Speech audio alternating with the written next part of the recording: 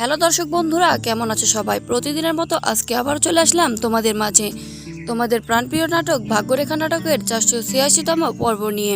তো বন্ধুরা, তোমরা যদি আমার চ্যানেলে নতুন দর্শক হয়ে থাকো তাহলে ভিডিওটি দেখার আগে চ্যানেলটি অবশ্যই সাবস্ক্রাইব করবে, কেননা ভাগ্যরেখা নাটকের নতুন নতুন পর্বগুলো আমরাই সর্বপ্রথম ইউটিউবে আপলোড করে থাকি। ভাগ্যরেখা নাটকের 486তম পর্বে রয়েছে মজার মজার ধামাকা, তাই তোমরা ভিডিওটি না টেনে সম্পূর্ণ দেখার চেষ্টা করবে। তো বন্ধুরা, চলো আর দেরি না করে দেখে আসি ভাগ্যরেখা নাটকের 486তম পর্বে কি ঘটতে চলেছে। রোশনি বারবার ত্রিপাঠী পরিবারের ক্ষতি করার চেষ্টা করে। অনেকবার শ্রদ্ধাকে মারার চেষ্টা করে রোশনি, কিন্তু শ্রদ্ধার কোনো ক্ষতি করতে পারে না। অতঃপর রোশনি আবারও নতুন প্ল্যান করে শ্রদ্ধাকে মারার জন্য। ত্রিপাঠী পরিবারে আবারও নতুন সাজে আসে রোশনি। রোশনিকে কেউ চিনতে পারে না। অতঃপর শ্রদ্ধা অভয় মনের আনন্দে নাচে, আর অন্যদিকে কীর্তি সব রাগ অভিমান ভুলে গিয়ে বরুণের সাথে নাচ করে। বরুণের সাথে একসাথে নাচছিল কীর্তি, আর তখনই কীর্তির মঙ্গলসূত্রটা বরুণের জামার বোতামের সাথে আটকে যায় আর মঙ্গলসূত্রটা ছিঁড়ে যায়। তখন কীর্তি অনেক রেগে যায় বরুণের ওপরে। কীর্তির মঙ্গলসূত্রটা ছিঁড়ে যাওয়ায় কীর্তি বরুণকে বলে, বরুণ, এটা তুমি কি করলে? আমার মঙ্গলসূত্রটা তুমি ছিঁড়ে ফেললে বরুণ। তখন বরুণ বলে, আমি বুঝতে পারিনি কীর্তি। তখন কীর্তি বরুণকে অনেক অপমান করে। বরুণ যখন বুঝতে পেরেছিল কীর্তির সাথে বরুণের ঝামেলা হবে, তখন বরুণ বাহানা করে সেখান থেকে চলে যায়। আর অন্যদিকে রোশনি ভাড়া করা মেয়েদের দিয়ে সবাইকে দুধ খাওয়ায় ওষুধ মেশানো। আর অন্যদিকে রোশনি তার ভাড়া করা মেয়েদের দিয়ে ওষুধ মেশানো দুধগুলো ত্রিপাঠী পরিবারের সবাইকে খাওয়ায়। আরতি যখন ওষুধ মেশানো দুধ খাচ্ছিল তখন আরতি মনে মনে বলে, এই দুধের মধ্যে কিসের গন্ধ বের হচ্ছে। অতঃপর আরতিও কিছু না মনে করে দুধগুলো খেয়ে ফেলে। একের পর এক সবাই দুধ খায়। সবাই যখন একের পর এক ওষুধ মেশানো দুধ খাচ্ছিল, তখন রোশনি বলে, এবার তো আমি বদলা নিয়ে ছাড়বো শ্রদ্ধা, এবার তুমি কিছুই করতে পারবে না শ্রদ্ধা। আর অন্যদিকে অভয় ও শ্রদ্ধা ওষুধ মেশানো দুধ খেয়ে মাতাল হয়ে নিচে পড়ে থাকে। তখন অভয় ও শ্রদ্ধার মধ্যে শুরু হয় রোমান্টিক মুহূর্ত। অভয় ও শ্রদ্ধা ওষুধ মেশানো দুধ খেয়ে সব জ্ঞান হারিয়ে ফেলে। তখন শ্রদ্ধা সেখান থেকে চলে যায়, আর ওষুধ মেশানো দুধ খেয়ে সবার মাথা ঘুরতে শুরু করে। সবাই একের পর এক অজ্ঞান হয়ে মাটিতে পড়ে যায়। কীর্তি ও বরুণ যখন মাতাল হয়ে পড়ে যাচ্ছিল, তখন বরুণ কীর্তির হাত ধরে এবং বলে, কীর্তি, তুমি সব রাগ অভিমান ভুলে গিয়ে আমার সাথে ভালো ব্যবহার করো। বরুণ অনেক মন খারাপ করে। আর তখন বরুণ বলে, কীর্তি, আমি তোমাকে অনেক ভালোবাসি। আর অন্যদিকে যখন সেখানে শ্রদ্ধা আসে, তখন কীর্তি যায় শ্রদ্ধার কাছে। কীর্তি আর শ্রদ্ধা দুজনেই মাতাল হয়ে ঘুরে বেড়ায়। শ্রদ্ধা ও কীর্তি যখন একসাথে ছিল, তখন সেখানে আসে রোশনি। শ্রদ্ধার পাশ দিয়ে রোশনি যায় কীর্তির কাছে। তারপরেও শ্রদ্ধা রোশনিকে চিনতে পারে না। কীর্তি যখন রোশনিকে বলে, তুমি কে, তখন রোশনি তার মুখের রং মুছে দিয়ে বলে, কীর্তি, তুমি আমাকে চিনতে পারছো না? কীর্তি যখন রোশনিকে চিনতে পেরেছিল, তখন কীর্তি রোশনি বলে ডাক দেয়। আর তখনই শ্রদ্ধা রোশনির দিকে তাকিয়ে থাকে, কিন্তু শ্রদ্ধা রোশনির কিছুই করতে পারে না। আর তখন রোশনির ভাড়া করা মেয়েগুলো এসে কীর্তির মুখে চাদর দিয়ে ঢেকে কীর্তিকে কিডন্যাপ করে নিয়ে যায়। আর শ্রদ্ধা যায় কীর্তির পেছন পেছন। কীর্তিকে যখন রোশনি ধরে নিয়ে চলে যায়, তখন শ্রদ্ধা কীর্তি করতে বলে চিৎকার করে। আর শ্রদ্ধা সবাইকে ডাকে। শ্রদ্ধা জোরে দৌড়াতে লাগলে শ্রদ্ধা সেখানে পড়ে যায়, কারণ শ্রদ্ধার গায়ে কোনো শক্তি ছিল না। তখন শ্রদ্ধা কোনো উপায় না পেয়ে শ্রদ্ধা তার মুখে একা একাই পানি দেয় এবং শ্রদ্ধার জ্ঞান ফিরে। অতঃপর শ্রদ্ধা যায় বরুণের কাছে। শ্রদ্ধা বরুণকে গিয়ে বলে, বরুণ, কীর্তিকে রোশনি ধরে নিয়ে গেছে। শ্রদ্ধা যখন দেখে সবাই মাতাল হয়ে মাটিতে পড়ে আছে, তখন শ্রদ্ধা অভয়কেও বলে। শ্রদ্ধা বরুণ ও অভয়ের কাছে এসে বরুণ ও অভয়ের মুখে পানি ছিটিয়ে দেয় এবং অভয়ের জ্ঞান ফিরে।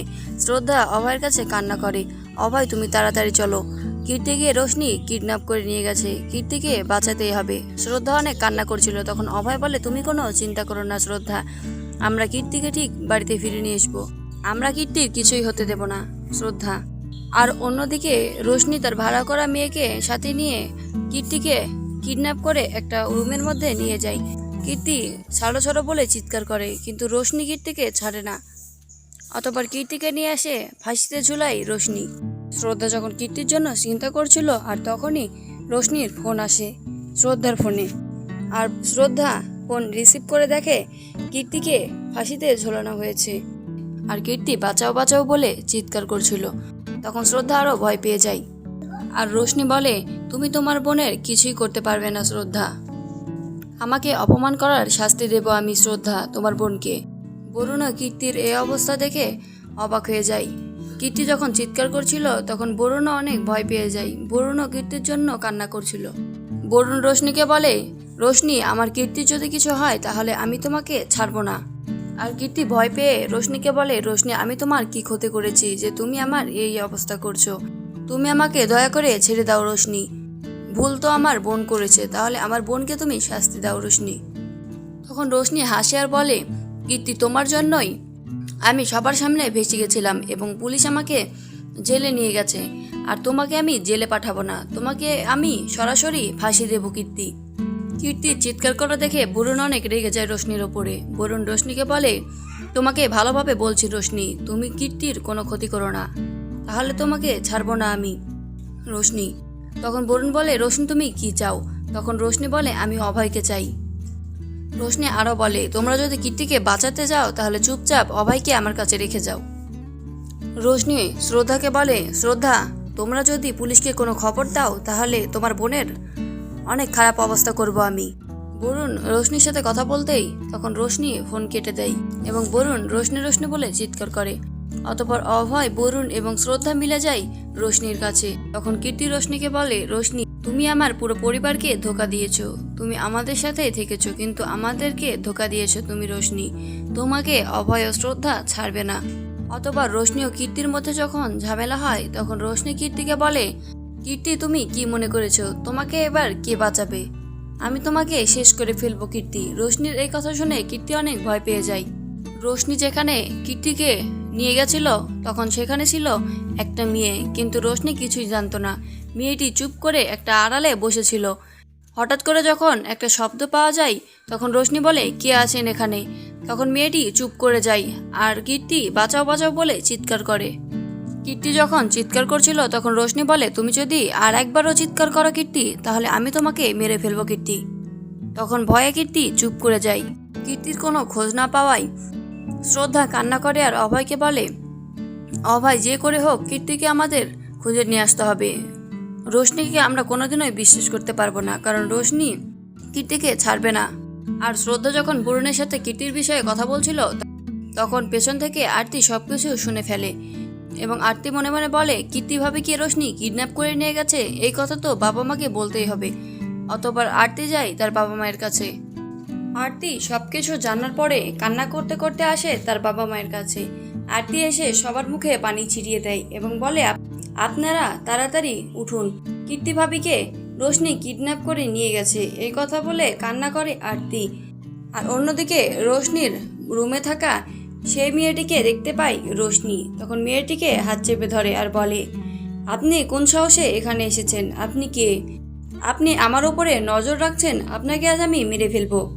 তখন মেয়েটি ভয়ে ভয়ে বলে, আমি কিছু দেখিনি, তুমি দয়া করে আমাকে ছেড়ে দাও, আমি কাউকে কিছু বলবো না, আমি এখানেই থাকি।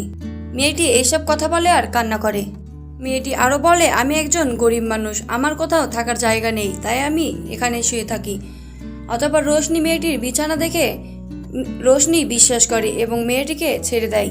তখন রোশনি বলে, আপনি একটা কথা মাথায় রাখেন, আপনি যদি কাউকে কিছু বলেন তাহলে আপনাকে আমি ছাড়বো না।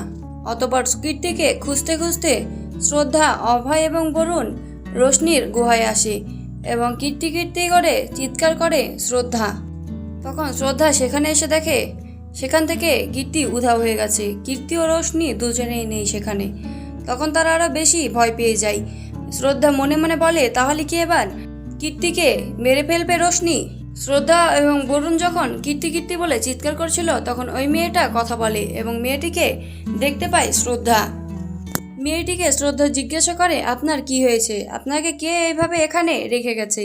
তখন শ্রদ্ধা দেখে মেয়েটির মাথা থেকে রক্ত বের হচ্ছে। অতঃপর অভয় মেয়েটির জন্য পানি নিয়ে আসে এবং পানি এনে মেয়েটিকে খাওয়ায় অভয়। মেয়েটি যখন রোশনি রোশনি বলে চিৎকার করছিল তখন শ্রদ্ধা মেয়েটিকে বলে, আপনি কি জানেন রোশনি কোথায়? তখন মেয়েটি বলে, না, আমি জানি না, রোশনি এখানে আমাকে রেখে কোথাও চলে গেছে কীর্তিকে নিয়ে। কীর্তির বিষয়ে মেয়েটি যখন সবকিছু জানতে পেরেছিল তখন মেয়েটি কীর্তিকে বাঁচানোর চেষ্টা করে।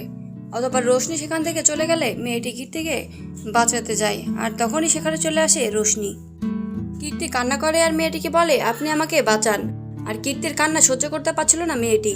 আর যখনই মেয়েটি কীর্তির দড়িটা খুলতে যায়, তখন রোশনি পেছন থেকে এসে একটা লাঠি দিয়ে মেয়েটির মাথায় মারে। আর সাথে সাথে মেয়েটি অজ্ঞান হয়ে মাটিতে পড়ে যায়। আর তখন মেয়েটিকে সেখানে রেখে চলে যায়। এই সব কথাগুলো শ্রদ্ধাকে খুলে বলে মেয়েটি। অতঃপর শ্রদ্ধা চিৎকার করে ওঠে, আমার বোনকে রোশনি কি করলো? আমার বোনের কোনো ক্ষতি করলো না তো রোশনি? নাকি আমার বোনকে মেরে ফেললো রোশনি? শ্রদ্ধা অনেক চিৎকার করে কান্না করে।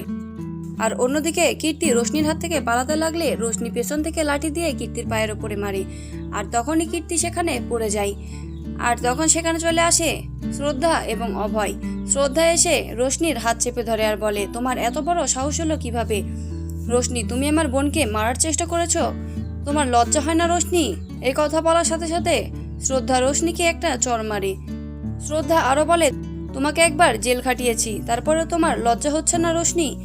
এইসব কথা বলার পরে শ্রদ্ধা আবারও রোশনিকে একটা চড় মারে। অতঃপর রোশনি মাটিতে পড়ে যায়। তাহলে কি এবারও শ্রদ্ধা রোশনিকে জেলে পাঠাবে?